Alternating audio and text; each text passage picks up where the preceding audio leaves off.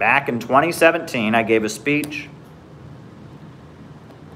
And I said to them, you know, Donald Trump says the economy is doing great right now. But I said, is your life getting any better? Are the people in your neighborhood wealthier than they were before? Is there more economic activity than ever before? Are you buying more things than you used to have? Are you getting paid more than you used to get paid? Is your life getting better? The answer of the audience was overwhelmingly no.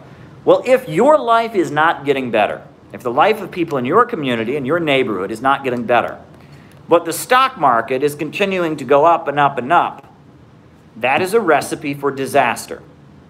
Because eventually,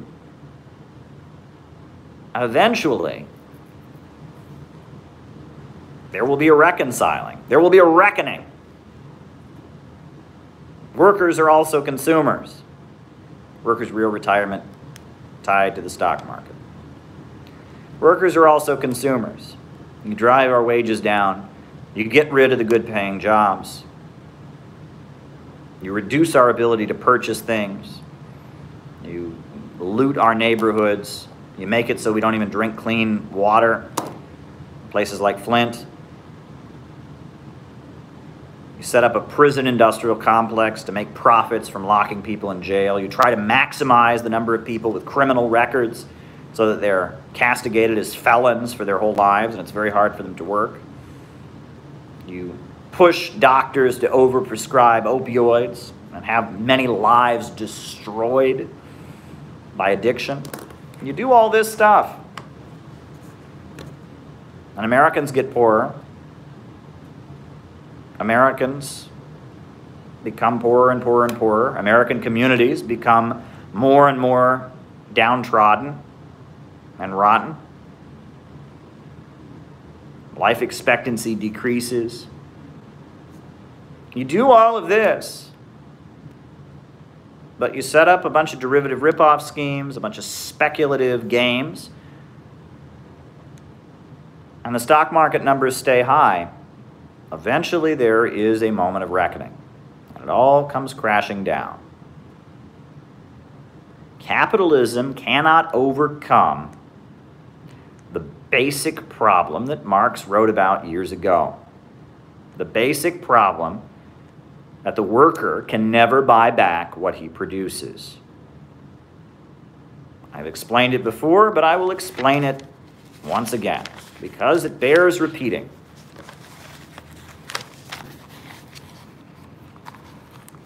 Okay.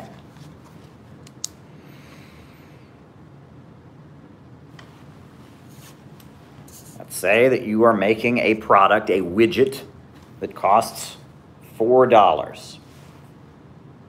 It is a $4 widget. The total cost of the widget is $4. Now, you're going to need supplies to make the widget. Say that costs $1, right? You're going to need to ship the widget after you produce it. Let's say that costs another $1. And of course, you're going to need labor. You're going to need workers to create the widget. So the labor of the worker is $2. 1 plus 1 plus 2 equals 4. However, if you pay the worker $2, and you pay $1 for shipping, and you pay $1 for the supplies, the capitalist makes no profit. So, instead, the capitalist profit is surplus value. Right? He cuts into the value put into the $4 product. The capitalist takes his profits, his surplus value, out of the worker. The value, some of the value put into the product by the worker is taken by the capitalist. So, the supply is $1. The shipping is $1. The worker gets $1, even though he puts $2 of value into it, and the capitalist gets $1 in profits, and the total cost of the commodity is $4. Right? This is the basis of capitalist exploitation, mind you.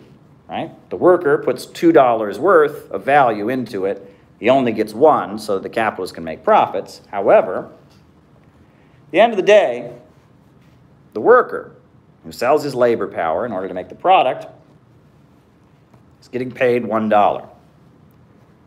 The product costs $4. The worker can never buy back the product he produces. There is no way that $1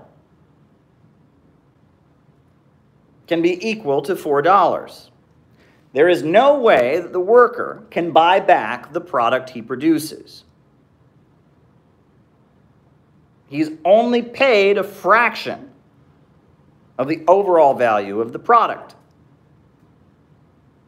Even if you eliminated the capitalist, even if it was a worker owner, he still could not buy back the product he produces. The working class can never buy back the product that they produce. So naturally, under capitalism, you are going to have a situation. You're going to have a situation where you're going to have all kinds of products produced, but you're not going to have the worker be able to buy them. Capitalism naturally creates overproduction. There is always going to be more products than there is buying power for the worker. This is the natural problem of the capitalist mode of production. It is a built-in self-destructive mechanism. The capitalist is never able to sell the product he produces entirely. There is always going to be a situation where the worker can never fully buy back everything he produces. The capitalist never puts enough wages into the market to purchase all the products he sells. So what they call a glut, a G-L-U-T, a glut, a situation where there are all kinds of commodities that cannot be sold and businesses crash and the economy spins out of control. A glut is going to be a recurrent problem in the capitalist system. As long as workers sell their labor to capitalists to produce products, you're going to have the problem of gluts. Marx wrote a whole book about how long before Karl Marx, capitalists were trying to figure out the problem, trying to figure this out. Marx wrote a book, Capital Volume 4, Theories of Surplus Value, trying to deal with this problem. Ricardo dealt with this problem. Adam Smith dealt with this problem. Malthus, the father of Malthusianism, they all dealt with this problem. How do we deal with this problem? That there are frequent gluts on the market. And in our time, the capitalists have developed all kinds of crazy mechanisms for trying to resolve that problem. They've got stock markets. They've got the Federal Reserve System. They have got all kinds of mechanisms for trying to stabilize a naturally unstable system. The capitalist system has this boom-bust cycle that at the end of the day, it still doesn't get over this problem. As long as production is organized for profits, you're going to have this problem. And the problem becomes exacerbated. It gets worse. Might as well show you this too. It gets worse the less you pay the worker. The capitalist cannot change how much the supplies cost. The capitalist cannot change how much the shipping of the item costs. But the capitalist can increase the percentage that he takes from the value by decreasing the role of the worker. With technology, he can hire fewer and fewer workers, and in doing so, he can maximize his profits. However, only the worker produces surplus value. The capitalist the profits can only cut into the value created by the worker.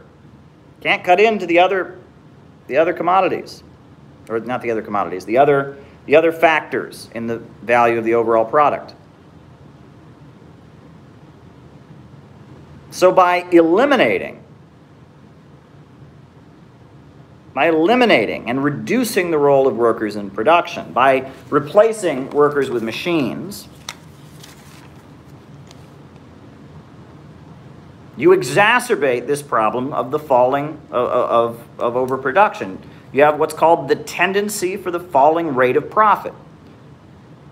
The less and less the role of the worker in production is, the less profits in terms of the rate of profits that the capitalist can make. He's going to make a lower rate of profit per item because he can only extract profits from the surplus value created by the worker. And so you reduce the amount of labor involved in production, you're going to reduce the rate of profits.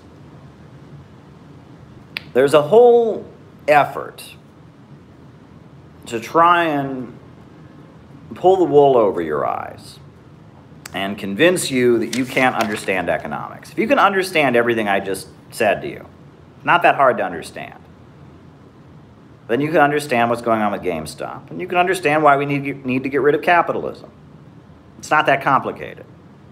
But there's a whole effort to make you think it's complicated, to make you think that, oh, you don't have a degree in economics, you can't understand what's going on. Well, you can understand what's going on. Why the stock market can go up, but your life doesn't get better. It's not that complicated.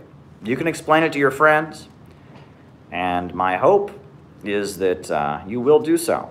Yesterday, all my troubles seem so far away. Now it looks as though they're here to stay. Oh, I believe in yesterday.